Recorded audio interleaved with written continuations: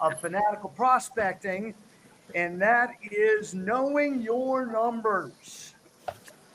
So interesting. Numbers are the language of business. Every business. How many does the local Walmart here in Humacao, Puerto Rico know how many bars of Irish soap are sitting on that shelf? And the answer is yes. Do they know how many they need to have at any one time to maximize profitability? Absolutely. Yes. Do they know how many at the distribution center to be able to get there to make sure it stays in the same flow? Absolutely. And yet, in our world in real estate, almost every single agent I know is winging it when it comes to their numbers. And so I'm actually going to do some teaching a little later today. I'm going to share some stuff with you guys and hopefully get that light bulb to turn on about how important this is, as well as just magically what your life might already be looking like to get you fired up to do more prospecting. That being said, I'm going to do my attendees. I'm looking at hot mics, if I can find my mouse, and I want to find out what you guys have to say first. So, Miss Judy Wolf, your mic's up. What do you got, my dear? Well, I didn't realize it was there, but obviously numbers are important, and I am totally open to hear what you have to say. I've tried different things, and I don't have a system that I love. Okay. Don't have a system you love, attempted different things, because we don't use that darn try word. It's a dirty word. Got that. And we'll definitely do some interesting things on this. Camacho, what do you got? Well, it's interesting about numbers because from the day we're born, after they identify us as either being a boy or a girl, what are our next identifiers? Height in inches typically, and weight, right? So even we are numbers from the get-go. Heck, even for those folks that are into astrology, okay, they're also going to want to know the day and the time to the second, right, Camacho? Absolutely. And by the way, with a newborn, how do they know if they're progressing healthily or not? Oh, all the data. Yeah. All the the weight, and it's all just data. It's all numbers. And when you track your numbers and you start comparing them to others, you can see the pluses or minuses. I really like what he was saying here. I can't remember the page, but it was all delusional, because I think all of us at some form or fashion have some delusional about how much we are in fact prospecting. And then of course he talks about the quantity versus the quality, the effectiveness and efficiency. And those are huge. Those are huge. We can be highly efficient and not effective, and sometimes we think we're doing more than we are. At the end of the day, it's all numbers. By the way, the exact quote from the top of page 39, you cannot be delusional and successful at the same time. Which, by the way, also means if you're being successful, the odds are you're not being delusional. So, Celeste, I saw you come in hot. What do you got? Well, it just so happens yesterday I revisited the Ninja Planner from the Ninja Selling Book. And one of the things that I thought was very interesting, and it goes along with this chapter, was the idea of the activity comes before the result. And what are we tracking that gets us those results? We have to start with tracking the WAG. Is it the WAG? Anyways, it's whatever is leading. So maybe it's lag. You're leading activities that generate the business, because the stuff afterwards is great, but it's really not what we need to be tracking. We should be focused on, how many hours are we lead generating? We talked about that yesterday. 75% of your day should be in lead gen. How many calls are you making? How many calls? How many conversations? How many appointments? Oh, let's get into this, Celeste, because you're rolling right into what I'm going to share with you guys today, which is the Coach Russ methodology on this. Okay, I'm actually going to dive into the details, get you guys thinking, spend some time actually presenting. So I'm going to share my happy little screen. I am going to customize for readability, And I am going to go to this window. And so here is my question for all of you. Are you recording, Coach? Oh, I am actually. The recording's going, and thank you for that, just to make sure. Appreciate it. Why are we doing this thing called real estate? Why do you do this every day? To live a big life. Live a big life. Can you do me a favor, Mark, and distill down what makes that big life happen? It's up to the individual, but for me, part of it is making an amazing living so that I can afford my big life. And by the way, I love this touchy-feely. It's different for everybody. And I'll just call BS. We're in real estate for one reason, and that is to make money. I always love these people who give me this answer. I'm not in it to make money. And I say, great, I'll let you do all the things you want to, and I'll keep the cash. And what do they always say? I mean, Celeste, what would you say if I said, great, I'll let you do all the stuff you like, and I'll keep all the money from every transaction? No freaking way. All right. So here's the next question, everybody. In our business process, all the things that we do, what has to happen right before us getting a check for us to get a check? A closing. Absolutely. We have to have a close, period. For us to get closes, what is the step right before for us to get a close? Get it under contract. What was that? Right? You And have to off. get it under contract. Under contract. Under contract, what I call a two-party contract, a contract between a buyer and a seller. We facilitate, we open escrow. That's our role in going from point A to point B to a close, and point B to point C to money. What happens right before in our business process for us to be able to get a buyer and seller contract? What do we have to do? One party contract. Thank you. Either a contract with a buyer or a contract with a seller.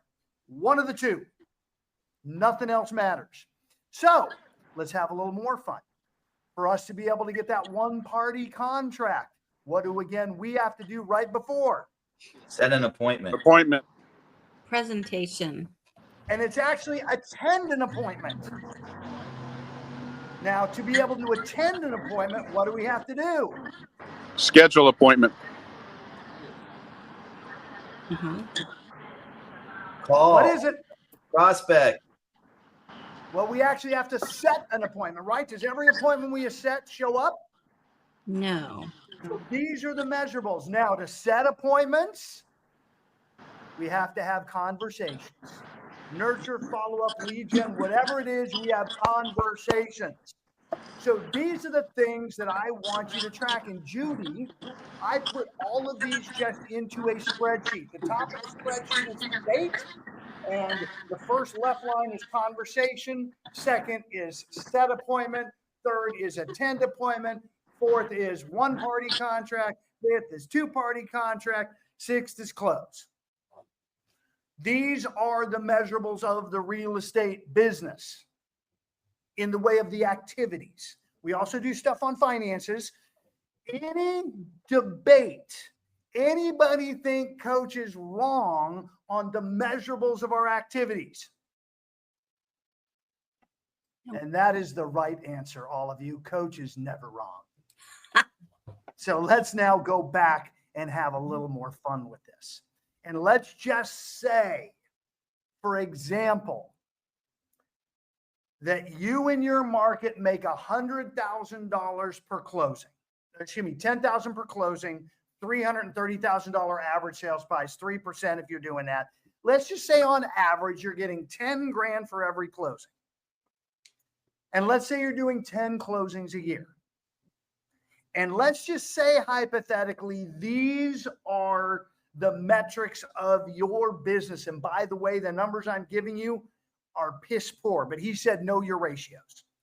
So let's say you discover you are 50 conversations, 52 conversations before you set an appointment. By the way, when it comes to me on recruiting, it's 7 to 8 conversations to set an appointment. That's it. And let's say of all your set appointments, 20% of them no-show on you. You know, buyers don't show up at the appointment. Even if it's, by the way, it can be a video appointment. It can be an online appointment. It doesn't have to be face-to-face. And let's also say that of every appointment you go on, you're not really good at closing and you're only closing 1 of 4. And let's say when you go out and show houses or list houses, you don't do it all right, and only 50% of those ever go into contract. And let's also say that 10% of what goes into contract falls out. Those are all very extremely bad numbers. And yet, let's say this is your life. That means you need to have 555 conversations before you get a check. What do you guys take away from that? 555 conversations to get a check. That's crazy. How do I have 550 conversations? I love that, Carrie. That's a great nugget to put in here. That's crazy. How do I ever have 555 conversations? I appreciate that. Okay? So now we get better. Here's motivation. That we get better. So let me ask you, Carrie, since you're asking how to have 555 conversations. Yeah. What if I told you today, for every person you talked to today, I was going to hand you a $10 bill? I don't care where they were. I don't care how they responded. You were going to talk to them and you were going to ask them about their real estate situation. Yeah, I mean, I need the money. So, but 550, like I am so not. Let's stay on topic. That's one of your challenges is you start going off. I just said, I'm going to hand you a $10 bill, and this is for all of you. Every person you talk today, I'm going to hand you a $10 bill. I don't care if it's in the Starbucks line. I don't care if it's the grocery store. I don't care if it's in your favorite gas. I'm going to hand you $10 for every person you talk to. How many people are you going to talk to today? 10 people. Depends how much money I want to make. So if I want 300, Right. Like, do I need 55 to fill the gas tank? So I don't let go of that number. You're going to get $10 per person. So who else? How many people? Oh, Alicia, I saw you. I accidentally muted you. And so come on back, Alicia. And Jeanette, I saw you live too. It's important we have a conversation in this moment. For all of you, please, attention right here.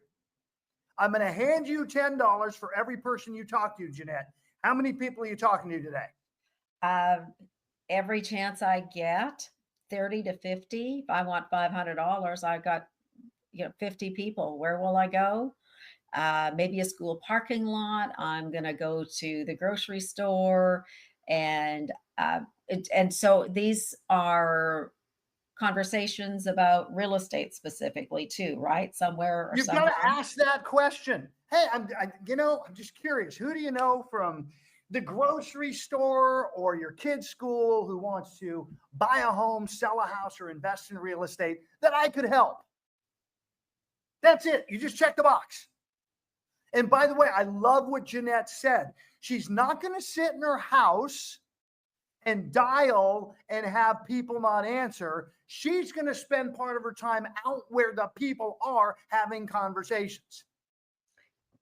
Everywhere we and go, she said 50. Well, here's the interesting part, guys. Based on these numbers of 555 to 1, what Carrie was going, oh my gosh, how do I make that happen? In reality, they're paying you $18.02 a conversation. Every conversation you have has a value. And if you know your numbers, you know what the values are. By the way, for almost everybody I'm looking at, I guarantee you, you have a 3-figure number per conversation. Some of you are over $1,000 per conversation. And if you knew your numbers, you'd knew that. And so here's the fun part with this. If you want to get 50% more income this year, based on looking at these ratios and based on whatever's happening in your world, what's the only thing you have to do right now to get 50% more revenue this year? Go talk to people. How many more people? Talk to half again, as many as we've been talking to now, and ideally double, and then you're going to double your income. The math is the math. You may not know your numbers right now, and yet I bet if you go in and analyze, you're not really having that many conversations. And what I love in here is when he got together with one of his employees here on the last page, and they said, it's a horrible day. Nobody's buying. I've been talking to all these people. Life is just terrible. He goes, great. Let me see your tracking sheet. And he didn't have a tracking sheet. He had a tracking sheet. He wasn't using it. By the way, guys, my tracking sheet is as simple as this little thing right here on a piece of paper. I'm making calls. I made 5 calls that day on, quote, recruiting. That's what I was working on. I set an appointment. Everything else that I moved to the spreadsheet now is zeros. But I'm just keeping it on a piece of paper. Guess what was on the previous page? More tick marks, more of the same. It's that easy to manually check it. And this guy said he made all these conversations while they were using software, and the software was tracking. And when he actually looked at the guy's 6-hour day of prospecting, he had, if I remember correctly, just 12 conversations. What had really happened is earlier conversations have treated him like crap. He got in his head, oh, this sucks. And he made now every excuse to not have conversations. He went to the water cooler and talked to people. He had to work on his database and clean it up. He couldn't figure out how to organize something. He needed his desk clean to be able to make calls. He probably had to defrost the freezer because it was overdue. And how many of you are allowing the other stuff that is not the lead domino get in the way, and now you're struggling? What do you guys have? Justin, I see your finger going. It's not good. With me. Oh, I was see just, Justin too. I was just Oh, this is answering so your bad. question. You know, I was thinking as you were talking about that, and I was thinking a little bit yesterday. If you take your goal, like, you know, that probably for starters is a good monthly goal. So that's like 120 calls a week, 20 a day, 6 days a week to get to that I number. can't But ideally, but that should be a weekly goal in my mind. And what is 1 minute of your time worth? And what things could I give up in order to make the time? Like those things you were talking about. How can I not defrost the freezer, or not play with social media, or check email, or do my own paperwork, or whatever? And I said this on our earlier call. You've been preaching this stuff to me forever, and I think I'm slowly starting to get it. And I think the pivot, the big key of that, is just to stop fucking lying to myself. You know, stop basing my life off of my feelings and start basing it off of facts or what the action really is. And little blow to the ego, but I think it's super good stuff. I'm grateful. Thanks, man. Hey, you got it, and I love you. So the ego piece, that's all about you, and we just set that aside, man. And the key for all of you is know Coach is here for you. If you need someone to help give you a swift kick in the butt, by all means call. Happy to do it. More importantly, though, so are your peers. Know that the hour before this, we have an accountability group that does accountability for the purpose of lead gen for talent, for finding people to work for them, for finding people to build their organization, whatever that looks like. You guys can show up in this room then for that. And if some of you want to do the same thing in the morning around lead gen for real estate, maybe hypothetically the half hour before this, I'd let you guys have the room. We'd set it up. We'd make it happen. What else you guys have? Alicia, you keep popping in and out, man. What do you got? Mark, you're going first. Hey, Coach. So when you started off by saying that agents are delusional, I would almost argue and say they're not. They know exactly what they're not doing, because I'm one of those. I think we all know what we're not doing. So I think it's a bunch of crap, especially when we're working with our coaches, because our coaches ask us, okay, what'd you do? And if you tell them your numbers and your numbers don't match the outcome, they already know you're lying, so that there's no bull crap. And I like what the previous guy said. It's our responsibility to cut the crap and just say, hey, what is it that we're not doing, and why do we need to do it? And for me, I think I have to make sure on a regular basis we learn from, I think it was Ninja Selling, start your day with thankfulness, journal. You have to have in my experience, you have to have a routine where you're doing the same thing every day. And then part of that for me would be my goals. Like, what is it that you really want? Like you say you want a big life, but you're not doing the activities to sustain that big life. And I think one of the things that's so powerful about this group is that if anybody's been in the business any amount of time, we've heard all this stuff a million times. And one of the things I got from this book in the very beginning is he said, successful, super successful people never, never, never, never stop prospecting. Never stop prospecting. And I got caught up in, like, when I first started, I didn't know anything else. All I knew is just to pick up the phone and start calling neighborhoods, and I'd call and call and call. And then what happens for me is, like, I did that probably for a good 4 or 5 years, and I built this amazing database, and I was getting regular business from that. And there was an ego attached to that. I don't have to do this anymore. I can do marketing, right? And then for me, you get caught up in the comfort of marketing versus maybe the uncomfortableness of the prospecting, which is a little bit different. So that's kind of what I've taken from this book, is I have to go have a conversation with myself and say, do you really want this big life? And then what are you prepared to do? Regardless of what you're doing now, you need to pick that back up again. And I will meet you halfway on the marketing piece. Here's the key measurable. The top of that funnel was conversations. You got to track that. If your marketing's doing its job, it is driving that number of conversations in every day. You're having 25, 30 conversations a day, every day, answering the phone and dealing with inbound traffic.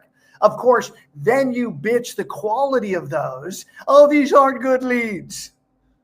And it's never a lead problem. It's a conversation and follow-up problem. Kim, I am calling on you now to tell a story. Oh my God. Yesterday I was dealing with something personal, got a phone call, it was a missed call, called it back. It was a client, not even a client, now a client. I have called this man for 6 years. He has not one time ever picked up besides our initial meeting 6 years ago. I have called him to tell him and left voicemails, Happy Greek Easter, Merry Christmas, and everything in between. And he finally called me to list the house. Never even had him answer for 6 years. I called him quarterly, texted him quarterly. He got Christmas cards from me and everything in between.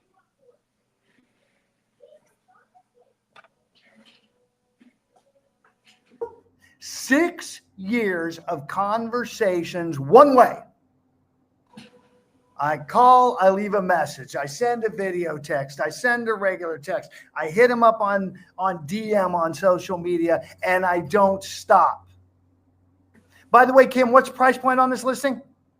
$250. $250 at 4%, that's 10 grand. Remember, we're not allowed to do 3% anymore, so it's 4. Keep that in mind. It's the new model for us. All right? What else? Justin, brother, you're coming back in. You have more to add.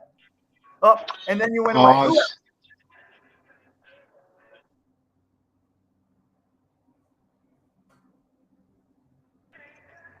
All right, I'll say it. So, Kim, I'm curious, and you don't have to answer this, but when that closes, I would really appreciate it if you would do an analysis like what the time took you 1 call per quarter for 6 years. So that's 24 calls roughly, 24 contacts reaching out, and then getting an incoming call. What was the value of each minute or each call when it's all done? Just curious. Total time on task to bring that in the top of the funnel. How much? By the way, I guarantee you, if we just count that one, even if it was 3 minutes each time, you've got, and maybe a long conversation, let's just say 2 hours total time. And she lists it at 3. So that's $7,500, 2 hours total time. The value of time on task on that was $32.50 an hour. There's one of your 4-figure people that when she gets on the phone, magic happens. By the way, and I've watched it with her. Oh my gosh, I have minimal pendings. I spend a week crushing it, and I get 7 contracts put together. There's more of you in this room. Celeste, what do you got, my dear? I was just going to bring it back to the book. I think that this chapter was amazing, mainly because we're all kind of floating. Maybe we're not all floating. I know Ryan's in the room, and you guys, Kim, we got some great producers here. And I think what I want to just emphasize is I've been bullshitting myself. I can produce. If I got a client in front of me, man, I can make it happen, but I'm not getting the numbers, and the numbers are where the magic really is. So I kind of feel like I've been what's the word Mark used? We're fooling ourselves. You've been less than honest with yourself, I think is what he said. Yeah. And I think it's okay, because now I get it. And I also get every single time we report to Coach Russ, he knows, just like Santa knows when you haven't been good. I mean, we're the only ones lying to ourselves. So I want to wrap up with this piece, because you're absolutely right. When I'm talking to you guys about your numbers and you're giving me numbers where the math of the business doesn't add up, I know they're not accurate. And at the same time, I have to work on finding a way to highlight that without being mean and nasty or calling you,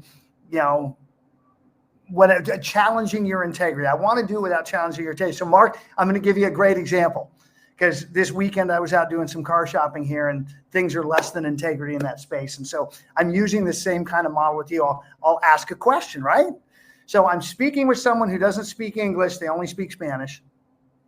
And they had posted a car on ad, and magically when we got there, it was $4,000 more.